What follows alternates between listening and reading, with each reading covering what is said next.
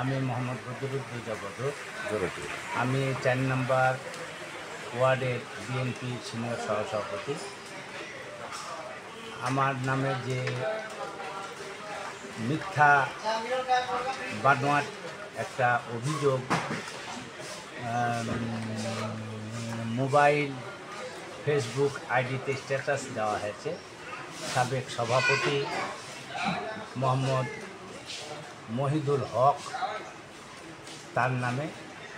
এই বিষয়ে গত কয়েকদিন আগে আছে যে সাবেক সহসভাপতি মোহাম্মদ মহিদুল হকের নামে যে একটা মিথ্যা অভিযোগ আমি যে প্রকাশ করেছি, এটা সম্পূর্ণ মিথ্যা বানোয়াট।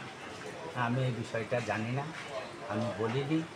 আর বললেও কারা বা কোথা থেকে কিভাবে এই বিষয়টা তারা পাইল, আমার সাথে কোনো যোগাযোগ করেনি। আমি এই বিষয়টা জানি না এবং বলিনি। যে ব্যক্তি এই বিষয়টা প্রকাশ করেছে, তো এটা সঠিক না, আর এটা সম্পূর্ণ মিথ্যা বানোয়াট।